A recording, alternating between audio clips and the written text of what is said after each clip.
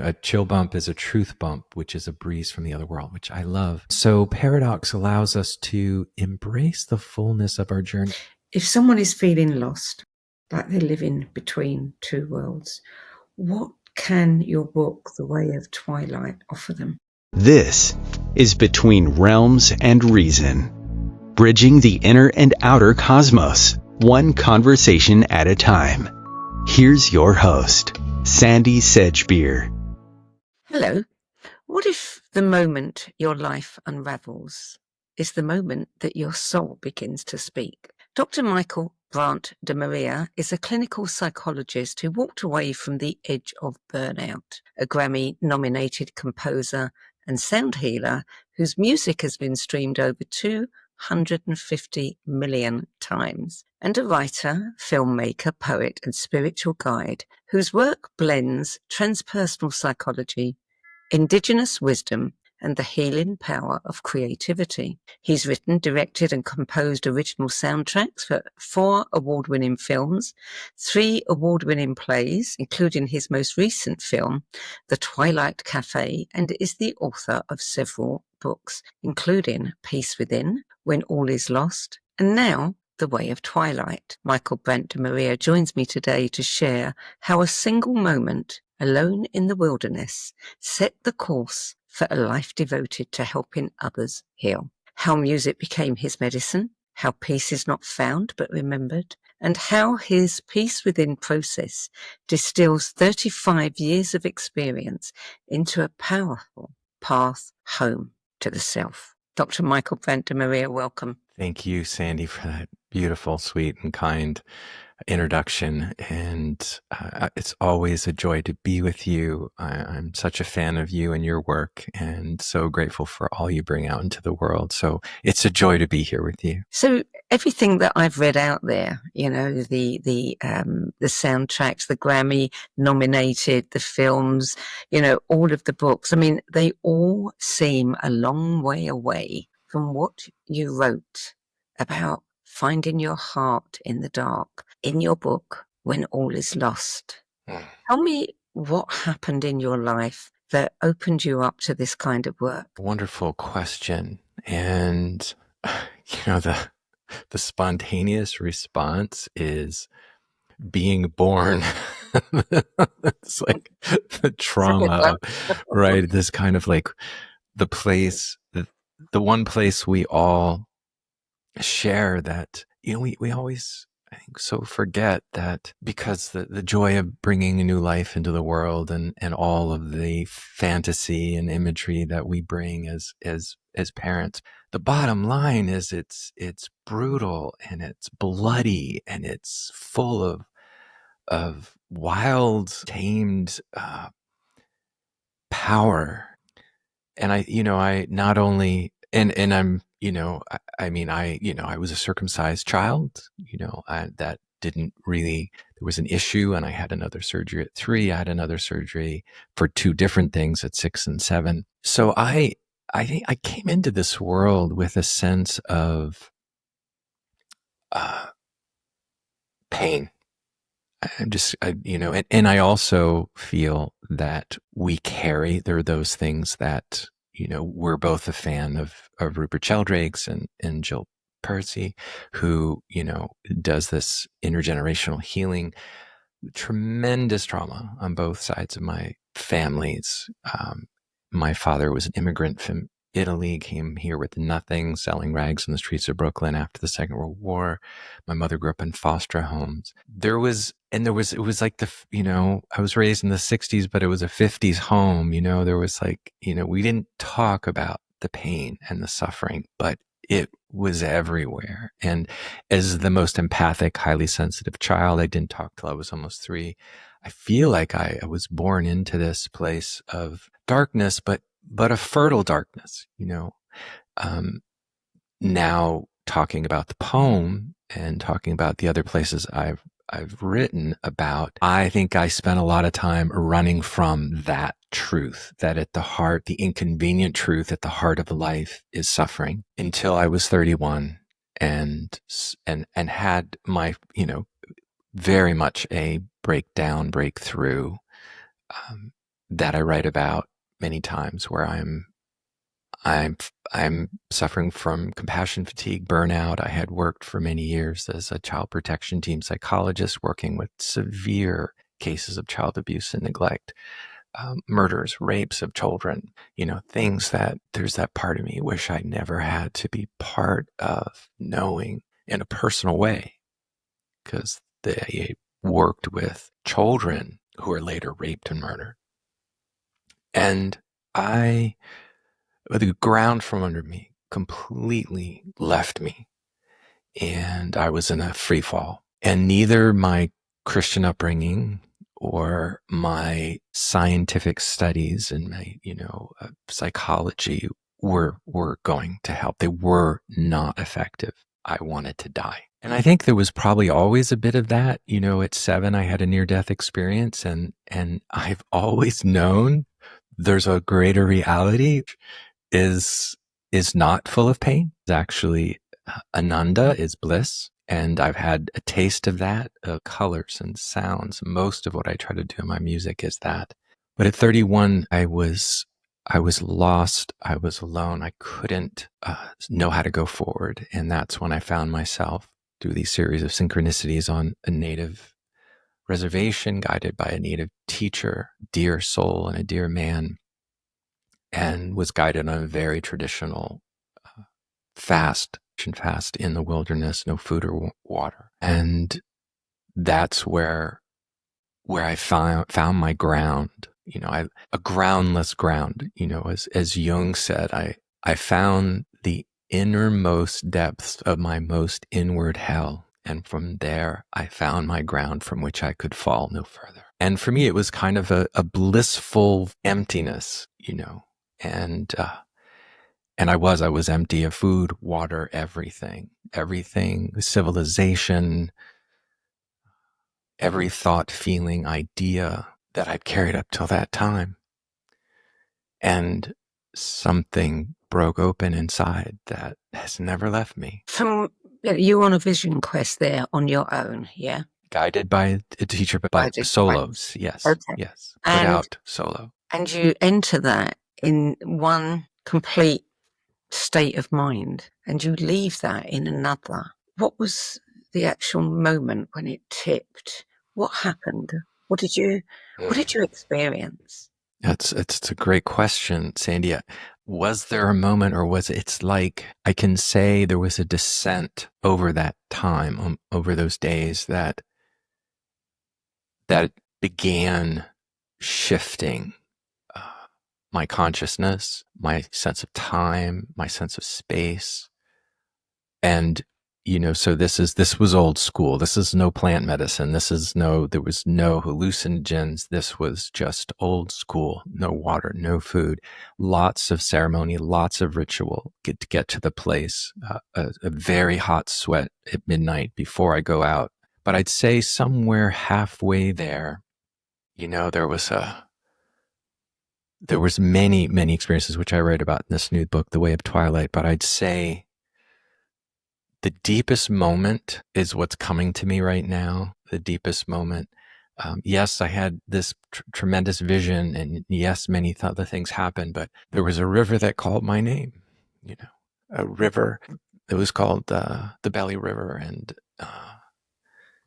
And I was, in this place between life and death. And I was lying by the river, and it's a weird thing to be so thirsty, and yet you have made a commitment not to drink water. And I had been dreaming about this old native woman, an old native woman who had these deep, deep wrinkles in her face, and kind of like looking like rivers, the river of wrinkles feeding some unknown sea. And I was asking her all these questions the night before in a dream, why am I here? Why did this happen? What am I supposed to do? I don't want to be here anymore. And I just sensed and felt she had the answers. And all she would do, Sandie, was she would motion to me and rock me and sing to me in this amazing voice. So the next day I'm lying by this river, and And I hear her voice, and it sounds like it's intermingled with the rapids in the river, because there are rapids by the little river I was camped at. And I just started hearing this her voice ever flowing on, ever flowing on, ever flowing on. And I opened my eyes and it would stop, and I'd close my eyes, ever flowing on, ever flowing on. And I was told to listen to nature. And if you love anything enough, it will speak back to you. And that your soul will be drawn to a part of nature, because nature is the mother of the soul. And so our inner nature will be drawn or resonate with a part of nature that has our particular gift, our particular reason why we're here. Just like you vibrate, a C string, and it doesn't have to touch and it will vibrate the other side, that we are resonation. So the part of nature you're drawn to will somehow be hint to your soul print, your unique quality that you're here to bring in. So I'm like, is all of a sudden I felt this surge of energy. I'm like, is that my name? Is that my soul name? Spontaneously, without thinking about it, Sandie, I get up and I start just doing this little, felt like an old native dance in this little figure eight. And a song came to me. River, call my name. Call me ever flowing on. Call me ever flowing, ever flowing, ever flowing on. And I kept singing it. And I was getting louder, and I was feeling a sense of understanding. Tears were streaming down my face, and I look up, and there's two hawks that are flying above me. And I just fell to my knees, and I wept. I said, great mystery creator, I've had such little faith, and I know so little. You are so great. How can I serve you? And from that moment on, I knew no matter what would come my way, I could flow. I could find a way to flow around it, through it, with it. It doesn't mean I haven't entered darkness before, but I welcome the darkness as best I can.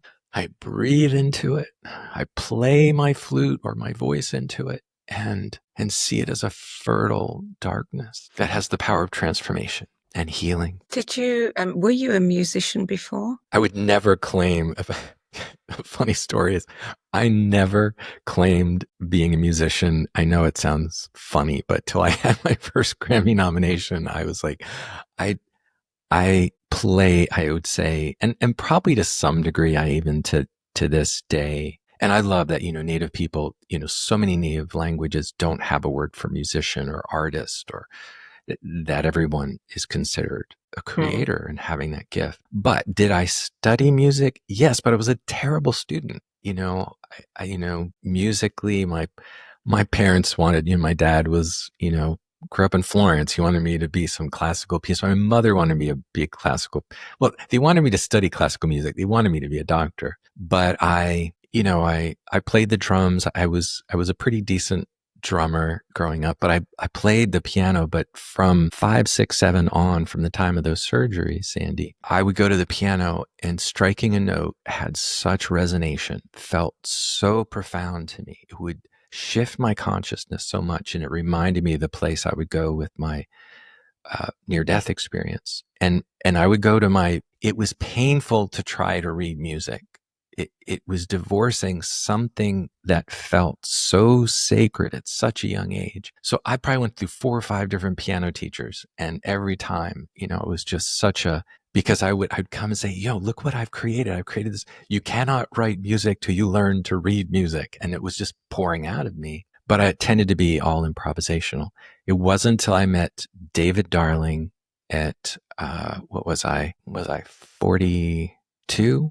Met David Darling and studied with Music for People with him for 4 years, became dear friends, 4 weekends a year, a week every summer, that I found my music teacher. But at the time, at 31, actually, I hadn't sang until that Vision Quest. When I was in 5th grade, I'd love to sing. And this is for any listener out there who thinks you're not musical or has trauma around music or your voice.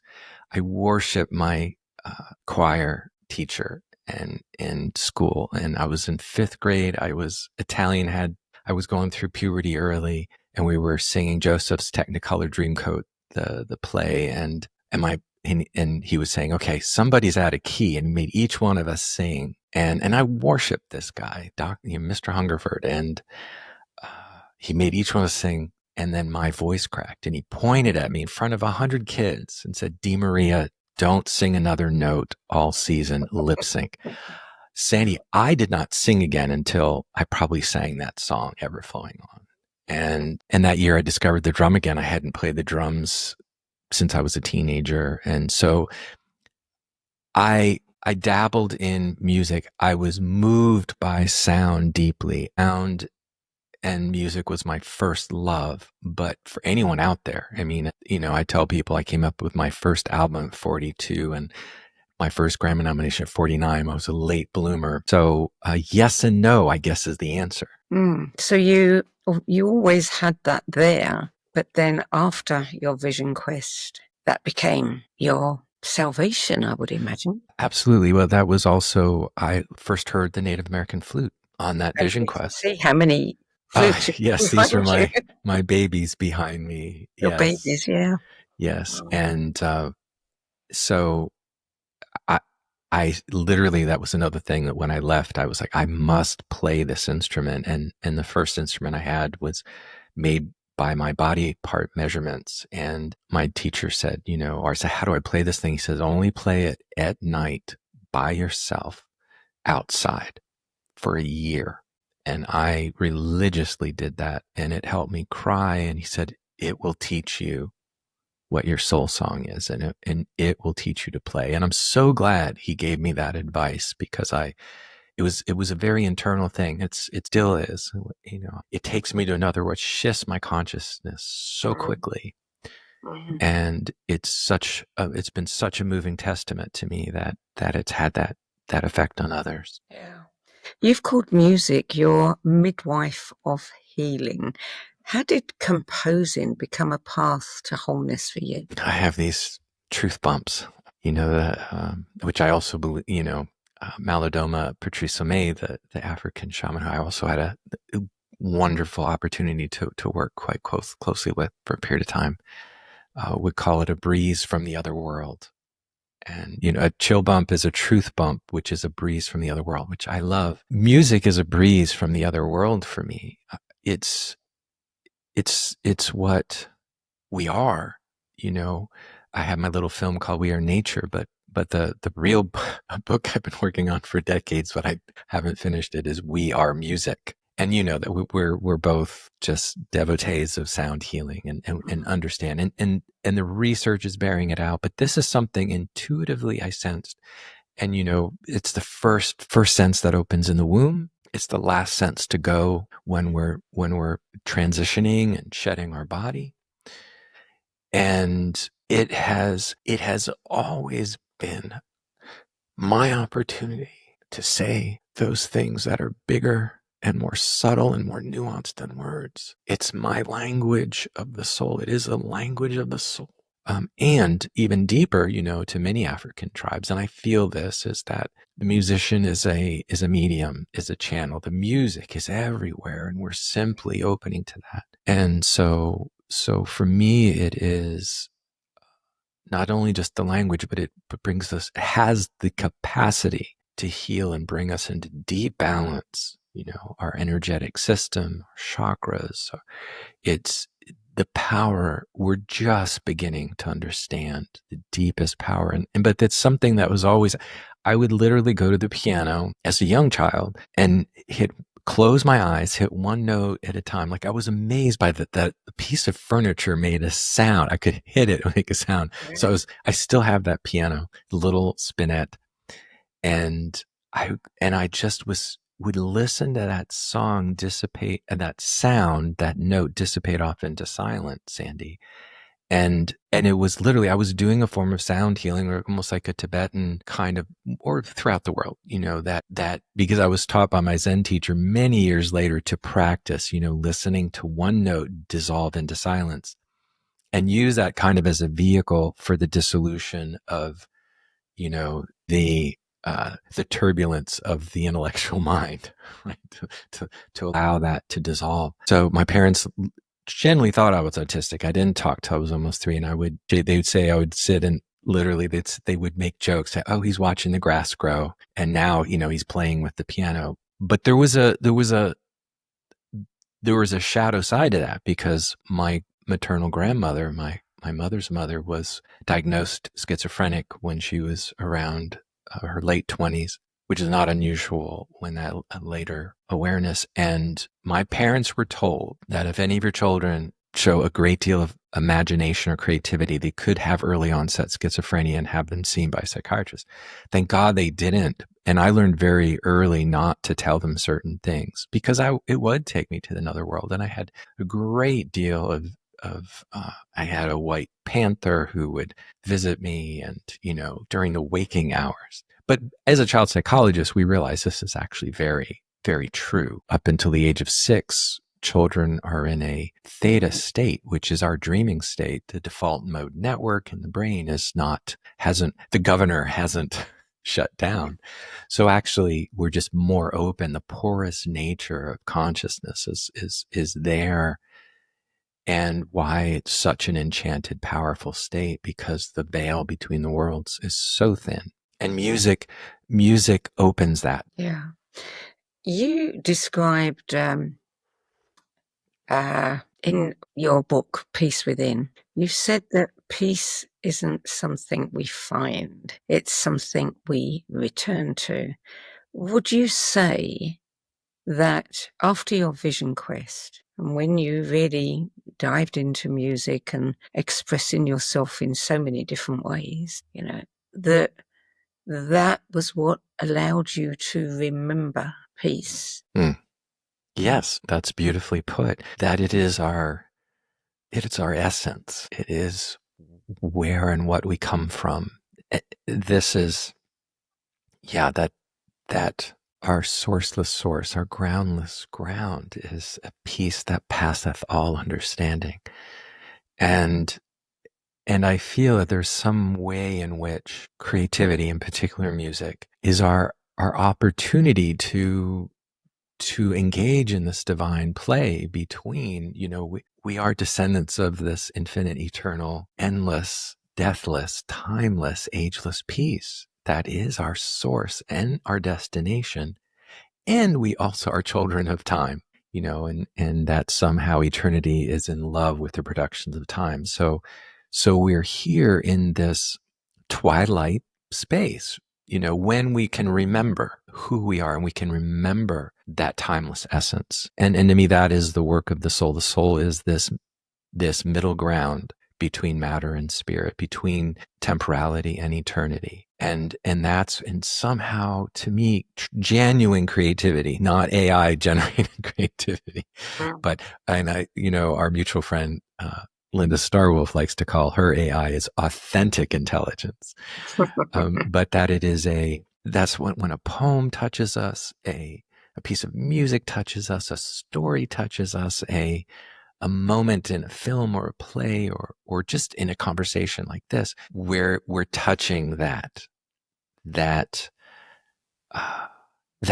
we need. I mean, that is what nourishes us and helps us deal with the difficulties and struggles of a world embroiled in conflict and lack of peace. You described Peace Within as a process that helps us navigate the rapids of modern life.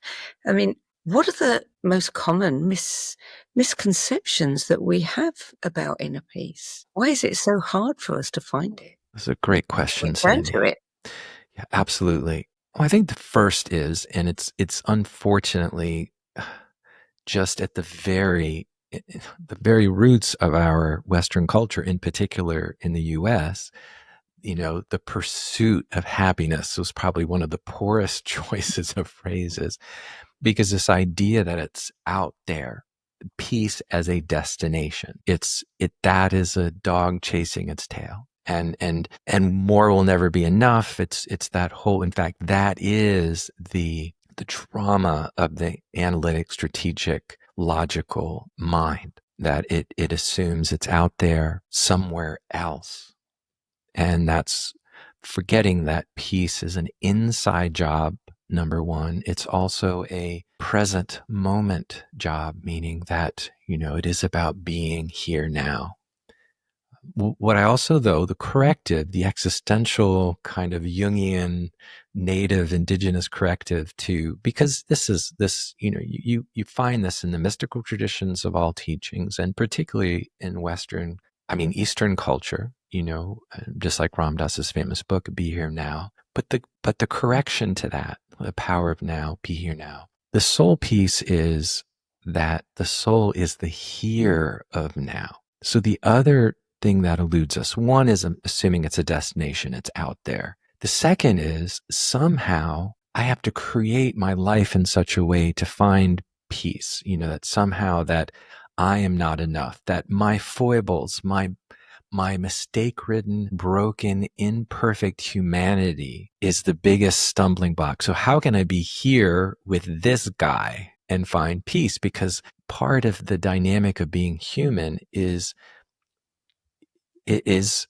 we are in a one native culture's term of this space-time continuum is the house of broken light, which in some ways it is, that a physicist will tell you in perfect symmetry an event can't happen.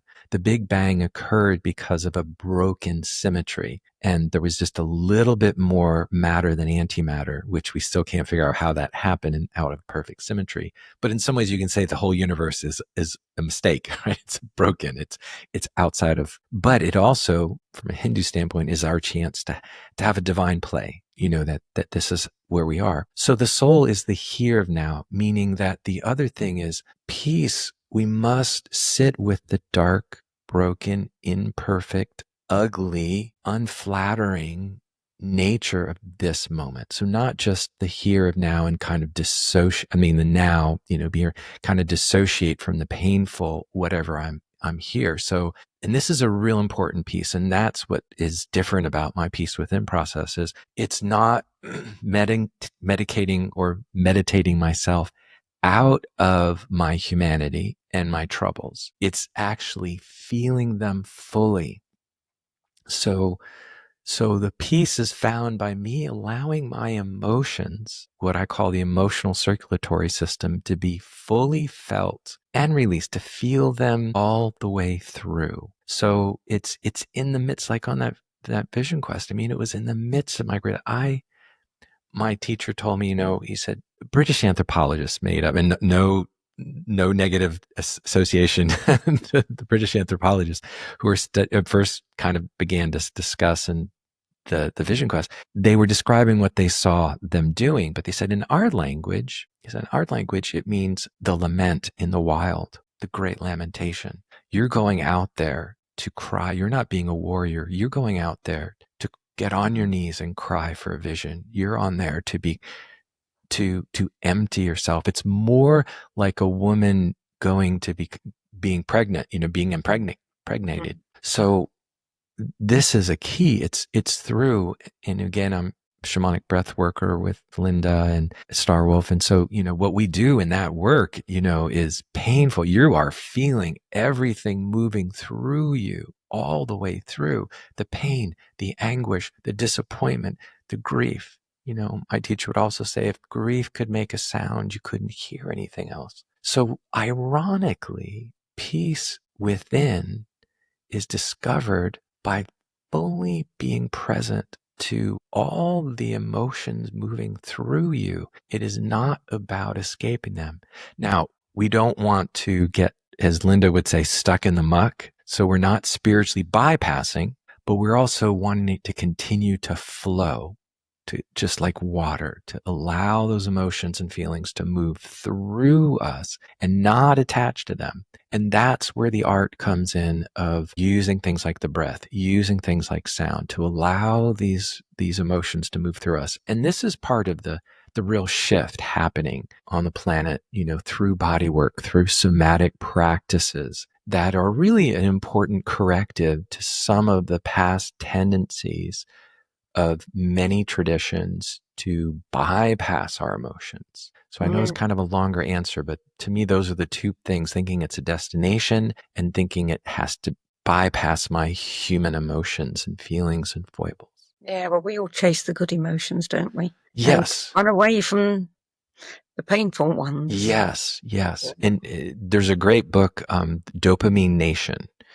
And in that book, she discusses our tendency, the more we try to outrun pain through seeking the pleasure or the positive emotions, the more the pain's going to rise. That she actually says pushing on the pain side, and this is also physiological. I mean, the biology of it is sound. Pushing on the pain side of things, it's like exercising to feel better. The same goes for emotions, but we don't really have anywhere. You could almost call therapy you're exercising your difficult, painful emotions, going into those places that they're not permitted anywhere else, which is a huge tragedy in our culture. I would be having feeling groups for children starting in preschool, which is what Native people did, getting around a circle, we tell our dreams and talk about our feelings, which just doesn't occur in our culture. It doesn't. You have a 10-module map for reclaiming soul level peace in chaotic times. Does that involve breathwork? Yes. Meditation, in particular, my favorite, kind of the central meditation in that process is yoga nidra, which we do a very deep, full-bodied breath. Now, I don't go into the deeper holotropic and integrative shamanic breath work that I've also trained in and do, that hopefully will be in a follow-up book at some point. But this is much more accessible, and because those deeper levels, you really should have a trained guide with you. But everything in my book and program is very accessible and designed so people can, explore it on their own in a safe way. You've blended poetry and music as part of your healing modality. What happens in your view when words and sound work together? It's such a great question, and it's something, I've stayed away from composing, music with words, but I do love reading poetry over my music.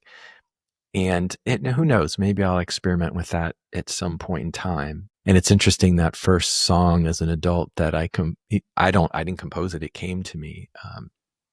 Or as, our mutual friend Mark Nepo would also say, I retrieved it.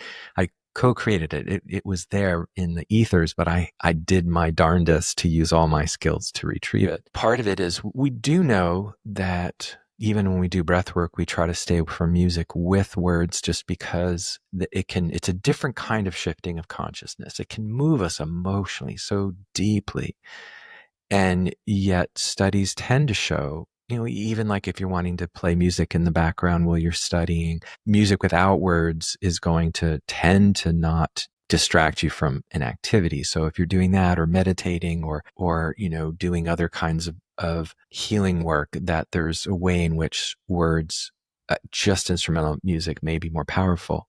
There was even a time, I'd say, when I was just beginning this journey, where there was almost, I think I even wrote a poem at somewhere about there's already too many words. Just give me just was almost such a purist about instrumental music. I'm not that anymore. And in fact, at the end of some of the breathwork sessions we have oftentimes some music that will have words. That there's a beautiful one about, it's called An Adult Lullaby, and, I'm paraphrasing, but how could anybody ever tell you that you are anything less than beautiful? You are a miracle, and somebody has just gone through a deep emotional cleansing, and then all of a sudden you hear these words come to you, that it can be extraordinarily powerful. And, we're so deeply moved by music at the soul level, that I would love to be able to even create some music with words at some point. It's in my consciousness. I play with it. But I do sing in my own sacred language, though. I do little bits and pieces in but it's something I'd love to do more of. Lisa Gerard and Tom Kenyon are two of my favorites who work in that way. And I do that with myself all the time. And I have since I was a kid, and where it's a language from the other world. Yeah, I was always impressed by Leonard Cohen's work. I mean, the fact that he really spoke rather than sang. Yes. Took his poetry, if you like, to another level for me. It gave it so much more impact. Well, he's one of my favorites, and his journey, his story, just so much of what we've been talking about is right there in his work. And I agree, there's something in which that capacity, and many people, he works so hard on his poetry and translating it into music. He would go over and over and over, like Hallelujah, the amount of times that he worked on those lines and how they were delivered and the emphasis. And he was just a master artist of sound and word, and a deeply devotional man, truly a monk in many ways, but of also a beautiful honoring of our messy humanity. Yeah. Let's talk about your book, The Way of Twilight. I think this is your newest book, isn't it? Yes, it's unpublished. Twilight represent for you personally, spiritually, and psychologically? That's a beautiful question. This is one of the props from our film, The Twilight Cafe. So now it's in reverse there, but I'd like to hearken people to, imagining our indigenous ancestors before they understood scientifically what twilight was. Like, just imagine, so you don't know anything about light refracting and that, it's just because the sun is going down and blah, blah, blah. And what it must have been like living these harsh, difficult days where you didn't know where your next meal was coming from. I'm talking about the tens of thousands of years that when we were subsistence level hunter-gatherers, and you didn't know, and days would get longer, and you didn't know if they would keep getting longer or when they come back, and the magic and mystery that a twilight sky must have been, where it was. One of my dearest teachers on the planet was Robert Johnson, who worked with Carl Jung and wrote the amazing books We, He, She, Owning Your Own Shadow. He was just a legend in the Jungian community, and I had a chance to work with him, and he always talked about the golden world, and for him the golden world often opened up during sunrise or sunset, during twilight. And the golden world for him is what we've been talking about, is that those moments where we experience those moments of eternity, as William Blake would say, right? That every day has a moment of eternity waiting for you. And there's something about the twilight for me that is a reminder, constant reminder, that we are more, always more than we assume we are. And this world is simply whether we take Shakespeare's A Dream Within a Dream or Plato's Cave, that we are seeing shadows, we are seeing outlines of this greater reality, and that it's a reminder for us, yes, to awaken, but not to not celebrate, because the twilight is all of a sudden all the colors are appearing, and the mystery and the magic that are really ever present. And that's why I like to say the way of twilight, because we might get those moments of the golden world, moments of eternity. But how can we practice being there to have a foot in both worlds as much as we can throughout the day? And William Blake, to me, is one of the great masters of this. To see a world in a grain of sand and eternity in our, so this is a practice, and that's where, like, for me, I record my dreams every day. And one of my practices throughout the day is to tend the images that were most profound for me. And it allows me, because to me, part of what we're doing when we're dreaming is we are going back to that sourceless source, that groundless ground. And so many indigenous cultures, that's the first thing they did in the day was they got in a circle and shared their dreams, and they took them very seriously. And one of the things it was very important to the tribe for everybody to help manifest their dreams. I dreamed of the big water and going and finding a special shell that I was going to then use as my talisman, to become a better hunter and husband and father or whatever. And so, well, how can we help you make this journey? And so because it was seen as a message from the other world, as there's an old Jewish saying, an uninterpreted dream is an unopened letter from God. So I'd say twilight, I like to think of it ontologically, it includes the psychological, the spiritual, the emotional. Ontologically, for those who don't know, ontological is our very foundation of being. That we are beings of the twilight, meaning that we have a perishable body, which is some kind of avatar or drone, but also, this eternal spirit. But the soul is this very unique betwixt and between place that neither surrenders either one, because I think it's what moves us out of that duality that we can get lost in. That again, Blake and Arumi, Michael Mead is such a master of this space, of this betwixt and between, this twilight space that we are, which in some ways, to me, redeems the illusion of being here, and neither surrenders the preciousness of this one individual life, but also does not surrender the ageless, deathless, timeless being that we are. You see twilight as a sacred threshold, don't you, where integration happens, where paradox is not resolved but embraced. Why do you think that's important? Oh gosh, I'm having a breeze from the other world again. Truth bumps. A breeze from the other world is that this world is so torn into conflict right now. So let's be clear that the universe does require opposites. Nothing occurs without, current doesn't occur without a positive and negative. So I'm not saying that, conflict is inevitable, some level of contradiction, but there's a difference. What paradox does, which literally means, excuse me, paradox means beyond opinion.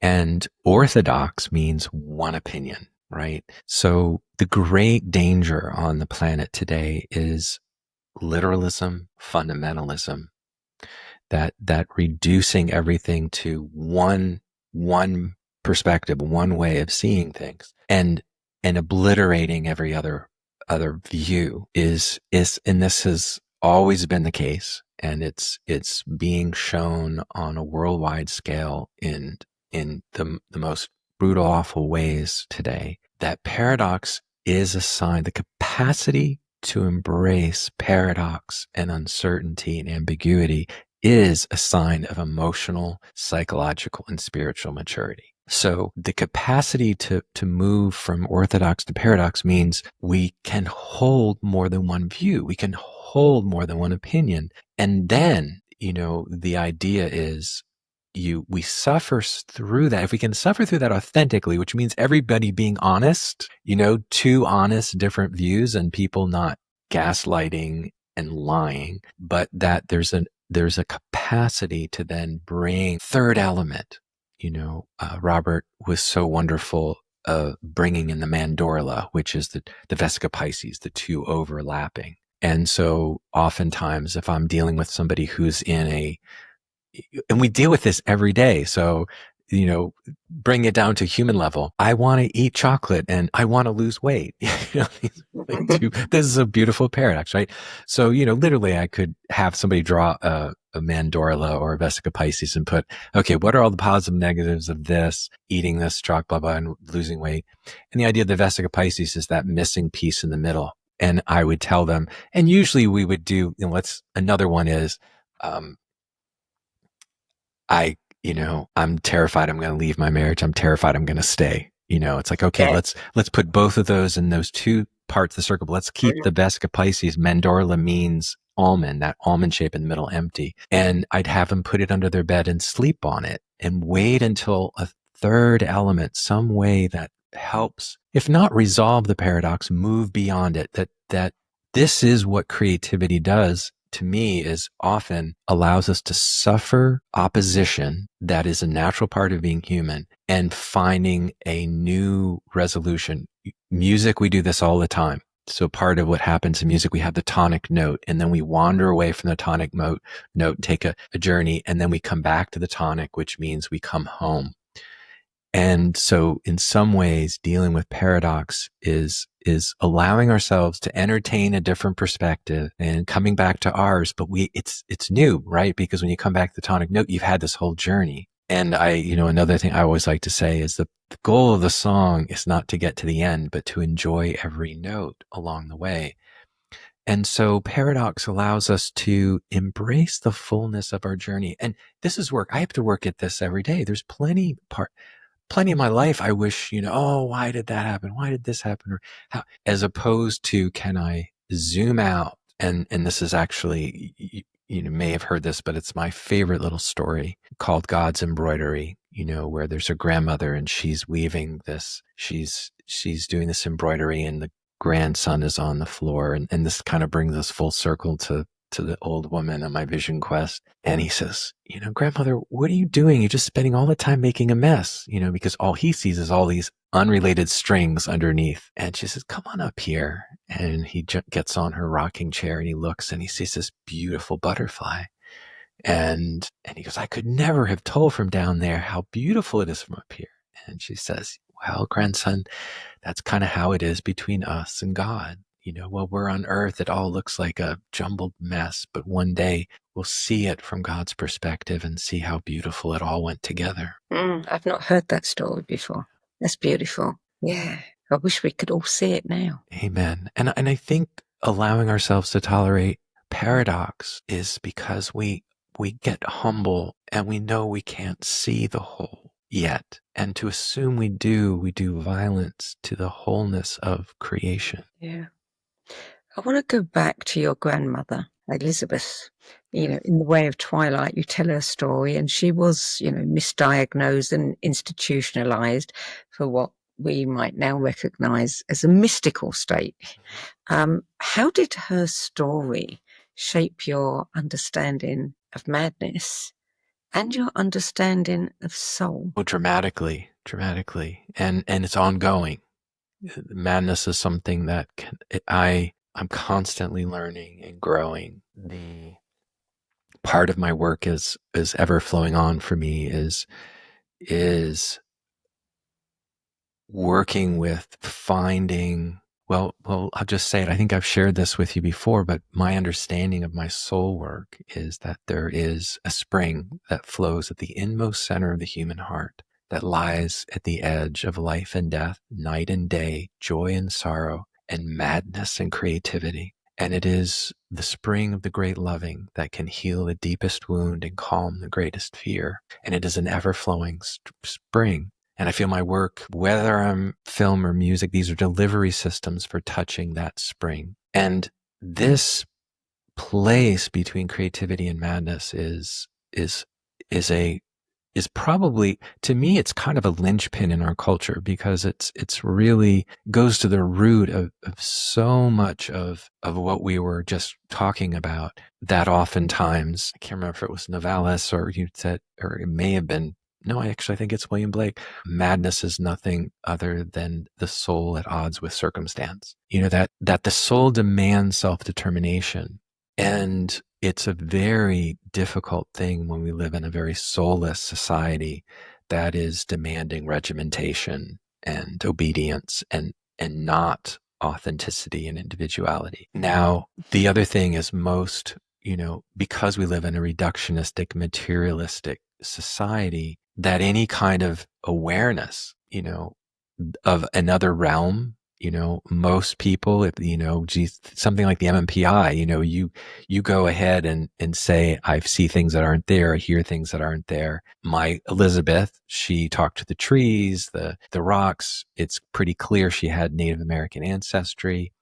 And my mother just said she was just one of the gentlest, kindest, sweetest souls. And you find this, most people who end up diagnosed schizophrenic or bipolar, often have been extremely bright, extremely creative, extremely imaginative. Sometimes they've been the straight A student or the high overachiever. I easily could have gone down that direction. At 18, when I was going off to school for the first time, and I had what I call it a soulcosis. So for me, it's kind of the soul is trying to awaken. When I shared my experience, too much to go into right now, with my native teacher, he said, "Oh, your soul was just trying to initiate it with no elders around. And that's just what happened to your grandmother. Her soul was trying to initiate itself without any elders around. Because we don't have initiatory rites of passage between 15 and 25 or, older, but usually was younger and soul-centric, not egocentric. We live in an egocentric society, a soul-centric society. A child develops an ego, but for the benefit of the tribe, they will have a soul initiation where they're having like a vision quest. Vision quest is just one kind. There's many kinds of rites of passage where they would have an experience of the other world, of this greater reality. Jesus went on a vision quest in the desert. Buddha went on a vision quest under the Bodhi tree. These are one way of thinking of the difference between religion and spirituality, is that religion is the ardent belief in someone else's spiritual experience. Spirituality, which all indigenous tribes had, was everybody was seen as capable and should have an initiatory experience in their soul, which from our standpoint often looks like an encounter with madness, with suicidality. The idea of Robert Johnson was famous for saying, if you could commit suicide without doing any bodily harm, please do so.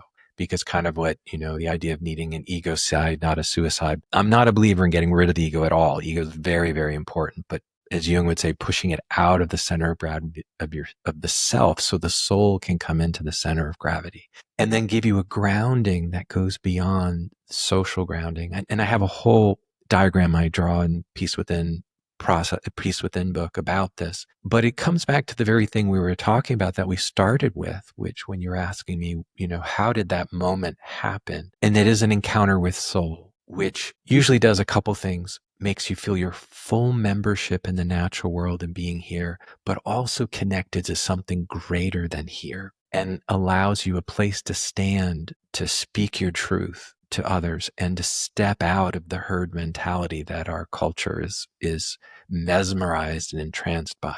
So that to me is a really, really critical part of having these encounters. And what we're doing, unfortunately, in most mental health today is medicating and creating an illness out of. There's a new group in Europe called, and the acronym is Emotions Are Not Illnesses. And we're so emotional avoidant and feelings avoidant and taboo on tenderness and sensitivity that what happens is we pathologize it, medicate it, and a lot of people who we might say are mentally ill to this day have had a stillborn soul initiation. It gets arrested by that.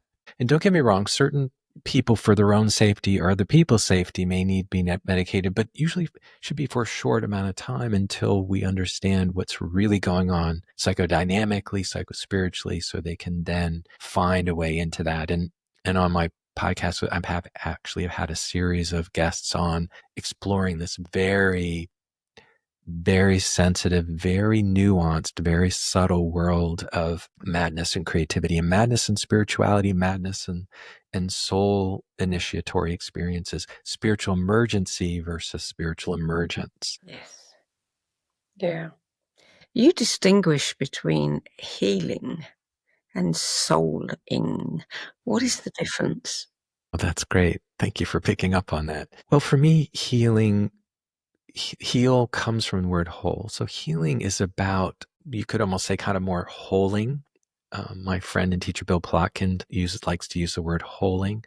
That healing has a lot to do with bringing the different parts of us into balance and relationship, and very important, to reconnect with the peace that we are at the center of our being.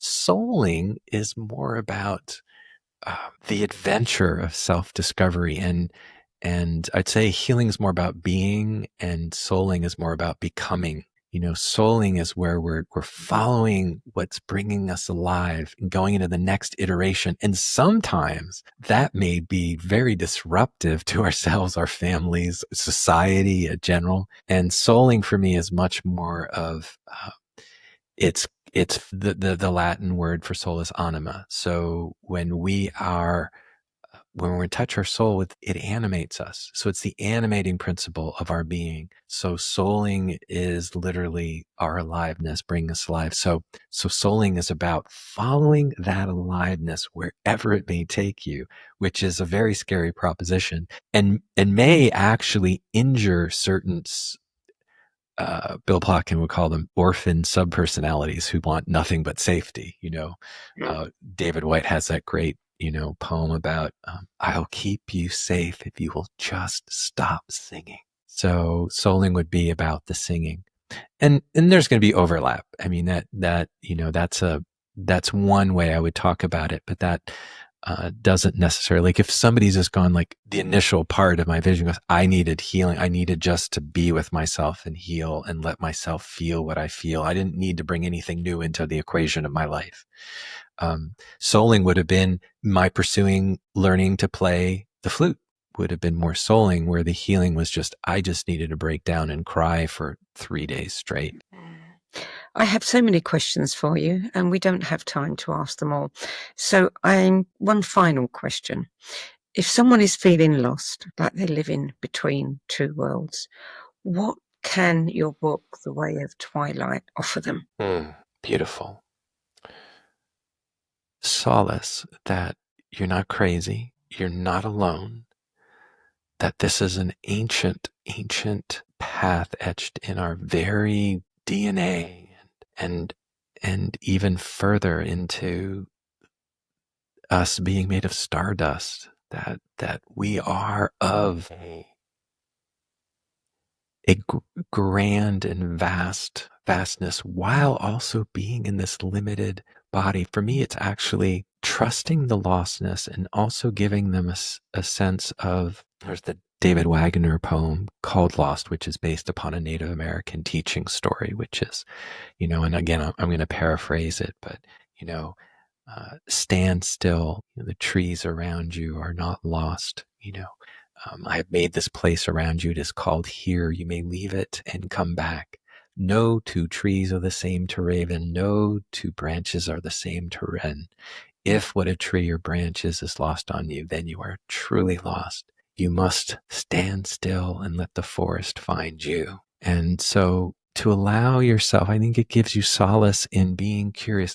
Being lost can be such a stroke of luck because you stop and you look around and move from judgment to curiosity.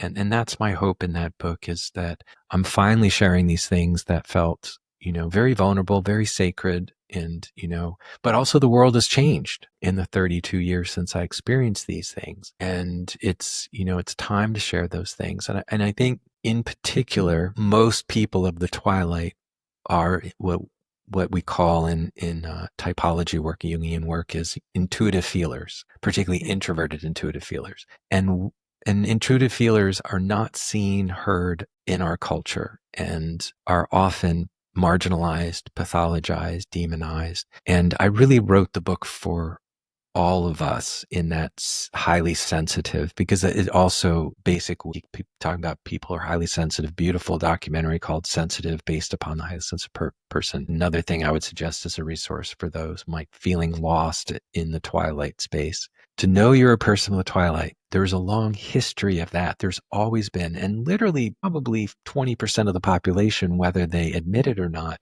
is there as well. And we are kind of becoming a more vocal minority, and to support each other and to know that you are not the problem, but the solution. Before we close, tell me about your podcast. What are you talking about? Who are you talking to? So I have two. One's called Musitations, which has been really where I interview musicians, poets, on, or all the muses, but primarily it was launched to explore music as a meditative practice. And I found that, Sandie, that was too limiting for me because I'm a voracious reader, and there are these other sides of me, and I was starting to read authors that I wanted to have on, and I just wanted to engage with this deeper work. And so I've always said, in particular, now my parents are on the other side of things. I always say, they're on the other side now. They transition to the other side. And when I talk about my near-death experience, I'll talk about being on the other side or walking between the worlds. So the second podcast, which is the one I'm really actively engaging in now, is called The Other Side of Things, and certainly opens us up to talking about most anything, which is wonderful. You kind of were inspiration for me because you just reach not only a wide audience, but a wide range of people, doing such good work in the world. So the other thing is that it's part of my mission to unthing the world. So the other side of things is looking at all the perspectives. There are multiple perspectives, but also we have thinged our world to death. We've turned all these living processes into things, reduce them to so I'm also phenomenological ontologist. I'm kind of somebody who is really curious about I'm a trained scientist, and was raised by a chemical engineer. I love getting to the nitty-gritty of these things, and so I'm really passionate about having these discussions with cutting edge people from quantum physics, but also looking at things that might be seen as a little bit, controversial, like bringing these opportunities. So, we've had people on polyamory and somatic sex education, but also shamanic breath work, and I would love to have Federico Fagin on his quantum panpsychism. I'm hoping Rupert Sheldrake, this, to look at people that are helping us understand that consciousness is primary, not matter. And that will also bring back the re-soul our world, which is absolutely necessary. So adding my voice to that chorus that is becoming much louder, thank goodness, in all the dimensions of science as well.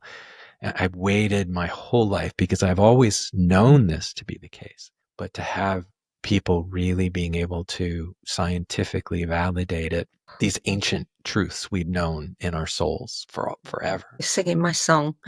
Yes, I know. We are definitely soul brother and sister, soul siblings here, and I'm so supportive of the work you do, Sandie, because you really have been doing this a long time, sharing such important information that sometimes won't get out there otherwise. So thank you.